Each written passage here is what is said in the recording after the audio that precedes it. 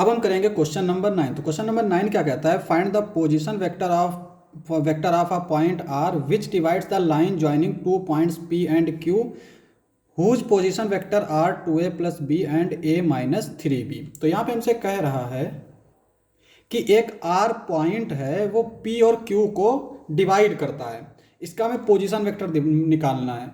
अब एक पॉइंट जो है वो किसी लाइन को दो तरीके से डिवाइड करता है, एक तो इंटरनली और दूसरा एक्सटर्नली। बेसिकली हमसे यहाँ पे एक्सटर्नली के बारे में पूछा गया है, ठीक है।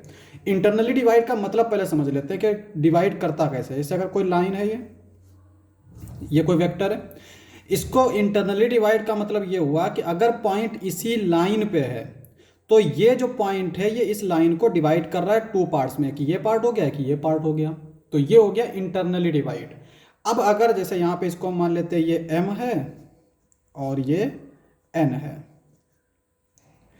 अब अगर एक्सटर्नली डिवाइड कर रहा है तो एक्सटर्नली डिवाइड का मतलब ये है कि वो जो पॉइंट इस लाइन को डिवाइड कर रहा है वो इस लाइन पे ना हो।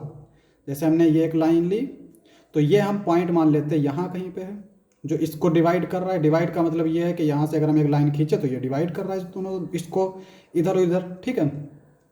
तो अब यहाँ पे जैसे इस पॉइंट से इसकी दूरी हमने m ली थी, इसकी दूरी n ली थी, तो यहाँ पे ये भी हम मान लेते हैं कि ये जो है m है और ये जो है n है। तो ये वाला पॉइंट इस लाइन को एक्सटर्नली डिवाइड कर रहा है, लेकिन लिखते हैं इसको हम कैसे हैं, इसी लाइन के आगे डॉटेड करके पॉइंट बना लेते हैं, क्योंकि 3D में होता है तो 3D में तो हम मेंशन नहीं कर पाते।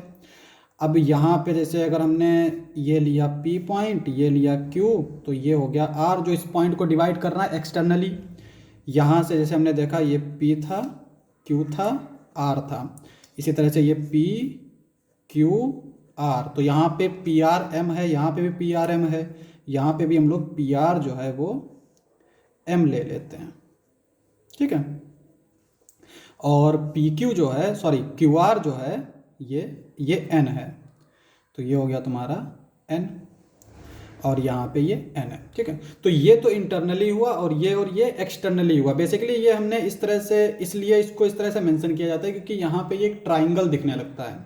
हालांकि ये ट्राइंगल नहीं, स्पेस में है, स्पेस की बात हो रही है, तो एक्सटर्नली को ऐसे डिनोट करते हैं। अब यहाँ पे दोनों के फार्मूले हमको पता है कि अगर जैसे इसका पोजीशन वेक्टर की हम बात करें तो OR इज इक्वल टू होता है NOP plus MOQ upon M plus N। Externally के लिए बीच में बस माइनस आ जाता है, तो हम बेसिकली यहाँ पे एक्सटर्नली की बात कर रहे हैं, एक्सटर्नली इन रेशियो 1:2। तो यहाँ पे इसका जो फार्मूला आएगा वो आएगा OR is equal to 2 times, यहाँ पे ये है हमारा OP माइनस 1 टाइम्स OQ, ठीक है। और नीचे यहाँ पे 2 माइनस 1, एक्सटर्नली में माइनस आता है, यहाँ पे इंटरनली में प्लस आता है। 2 टाइम्स OP जो है वो हमारा क्या हो जाएगा 2A प्लस B, और OQ क्या हो जाएगा हमारा A माइनस 3B। तो यहाँ पे ये हो जाएगा A माइनस 3B अपॉन में 1 बचेगा। इसको सिंप्लीफाई कर लेते हैं तो ये हमारा जो आएगा ये क्या आएगा 4A plus 2B minus A, यहाँ पर माइनस अंदर जाएगा तो ये प्लस का हो जाएगा प्लस 3B।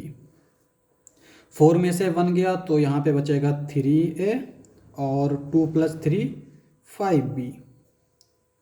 तो ये आ गया हमारा R का पोजीशन वेक्टर। तो यहाँ पे ये एक कंप्लीट हो गया। यहाँ पे हमसे इसका पोजीशन वेक्टर पूछ रहा था, हमने पोजीशन वेक्टर निकाल लिया। इसमें आगे कहता है also so that P is the mid point of line segment RQ। अब यहाँ पे जैसे अगर हम बात कर रहे थे कि एक लाइन है PQ, यानी PQ जो है पॉइंट है जो इस तरह से स्पेस में है, इसको ज्वाइन कर देंगे तो एक लाइन मिल गई। और R जो है वो इसका एक वो है, क्या नाम उसका, इसको एक्सटर्नली डिवाइड कर रहा है, एक पॉइंट है, हम मान लेते हैं ये R है, और ये हम डॉट डॉट डॉट इस तरह से बढ़ा लेते हैं, ठीक है। अब यहाँ पे जैसे हमने ये R लिखा, यहाँ पे लिख लिया, यहाँ पे इधर लिख लिया, तो यहाँ पे एक्सटर्नली डिवाइड कर रहा है तो वो पी क्यू के लाइन के ऊपर नहीं होना चाहिए, बाकी हमारा स्पेस में कहीं भी हो सकता है, इधर लिखो इधर लिखो इधर लिखो इधर लिखो कहीं भी हो सकता है। तो हमने यहाँ पे लिख लिया क्योंकि यहाँ पे हमसे कह रहा है कि so that P is the mid point of line segment R Q, यानी ये आर क्यू लाइन है, ये इसका मिड पॉइंट है, ये हमें शो करना है, तो इसलिए हमने इसको बीच में रख लिया। ठीक है, यहाँ पे ये क्यू बीच में था। अब यहाँ पे इसे हमें मिड पॉइंट शो करना है, तो मिड पॉइंट के लिए क्या होता है, जब भी हम मिड पॉइंट निकालते हैं तो बेसिकली हम लोग क्या करते हैं, मीन फाइंड करते हैं। जैसे अगर हम नंबर की बात करें तो अगर हमसे कोई पूछे 4 और 6 का मिड पॉइंट क्या होगा, तो हम क्या करेंगे, 4 + 6 अपॉन 2, तो क्या आएगा 4 + 6 10, 10/2 यानी 5। तो 4 और 6 का मिड पॉइंट क्या है, बीच में क्या आता है, 5 ही आता है। तो यहाँ पे बेसिकली हम जो ट्राई कर रहे हैं वो शो कर रहे हैं कि P जो है वो मिड पॉइंट है आर क्यू का। तो हम क्या शो कर देंगे कि OP जो है वो इक्वल होगा OQ + OR अपॉन 2।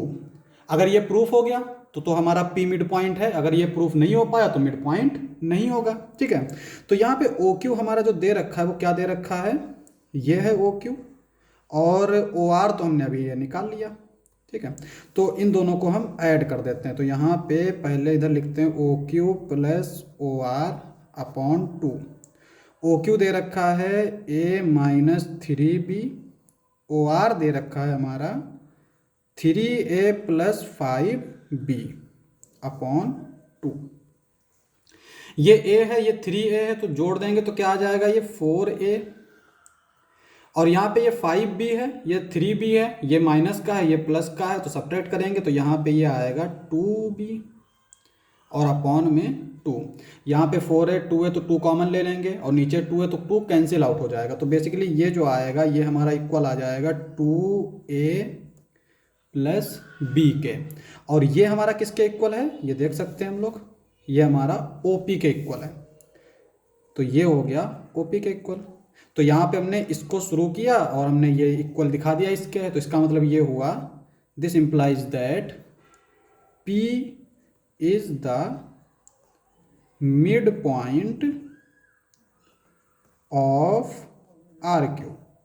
तो यहाँ पे P जो है वो RQ का मिड पॉइंट हो जाएगा। यही आंसर हो गया।